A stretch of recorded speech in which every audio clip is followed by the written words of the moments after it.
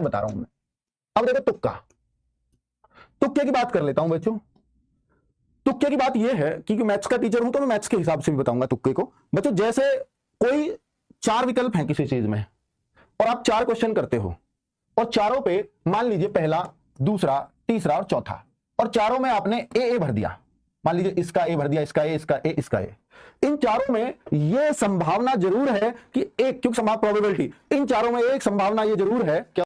तो हम ये कह रहे थे कि अगर 1 2 3 4 इन चारों में आप ए ऑप्शन लगाए हो, किसी बच्चे ने बी लगा दिया या किसी ने सी लगा दिया, किसी ने डी, ये 100% एक प्रश्न सही हो जाएगा।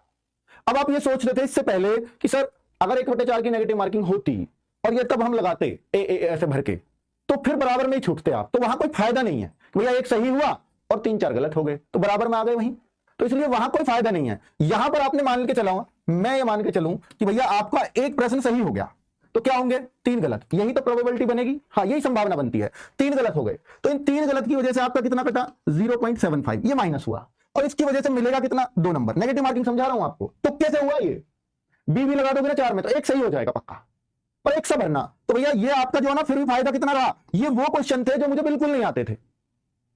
उन 4 क्वेश्चनों से मैं फिर भी इतना नंबर ले गया क्योंकि इनका मुझे कोई आइडिया नहीं था। मिलेगा कि नहीं खुद बताओ, ये तो तुम्हारा नंबर ही नहीं था। तो बच्चों 4 में से 1 की संभावना रहती है और मान के चलो भैया 5 में से 1 ही सही हुआ तो भी कोई दिक्कत नहीं है, और ऐसा हो सकता है कि 8 में से 1 भी सही ना हो। अगर कोई सा भी एक विकल्प लगा दो आप, बहुत कम चांस है।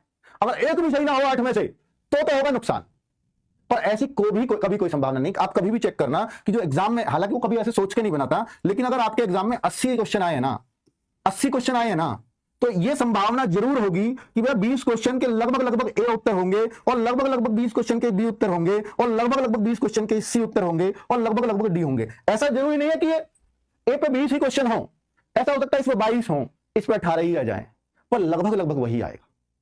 तो बच्चों इसलिए 4 क्वेश्चन में से एक संभावना जरूर बन जाएगी सही होने की। इसलिए मैं कह रहा हूं कि जो क्वेश्चन आपको थोड़ा, मान लीजिए 4 ऑप्शन है ए बी सी डी, ये 4 ऑप्शन आए आपके, ये आपको बिल्कुल भी नहीं आता, मतलब ये क्वेश्चन आपको पता है कि इसका उत्तर ये नहीं हो सकता, लेकिन इन 3 में से कोई एक जरूर होगा। तो फिर तो आप ऐसा ना लगाएं कि ये लगा दो सबको, तब तो आप ना लगाएं, तब तो आप इन 3 में से मारना है आपको। फिर तुक्का आपकी मान लो सीरीज चेंज चल रही है कि जो मुझे नहीं आता मैं उसका ये लगाऊंगा, तब थोड़ी ना लगाना है, तब तो उसको लगाओ कि भैया इन 3 में से तुक्का मारो, एक ही लगाऊंगा, ये तो मुझे पक्का पता नहीं आएगा यहां, तो फिर तुक्का ऐसा मारो, थोड़ा दिमाग भी लगाना है। ठीक है, तो ये मैं आपको एक वो दे रहा हूं क्योंकि कई बार ऑप्शन में पता लग जाता है कि ये नहीं होगा, तो फिर तुक्का आप अपना बदल दो। ठीक है, चलिए, तो मैं एक बात ये कहना चाह रहा हूं बच्चों कि अगर आपको कोई भी प्रश्न नहीं आता, मतलब आपने देखा कि 8 प्रश्न मैं बिल्कुल कर ही नहीं पाऊंगा, इनका मुझे और थोड़ा कुछ नहीं पता, अब मैं इनको छोड़ूं या लगाऊं, तो मैं कहूंगा लगा दो। उन 8 प्रश्नों पे क्या लगा दूं, या तो सब पे ए लगा दो, या सब पे बी लगा दो, या सबको सी लगा दो, या सबको डी लगा दो। अब वो आपकी किस्मत है कि आपने बी लगाया और 8 में से संभावना रहेगी सब पे 2 सही हो, किसी पे 3 निकल गए वो आपकी किस्मत है, किसी पे 4 निकल गए वो आपकी किस्मत है।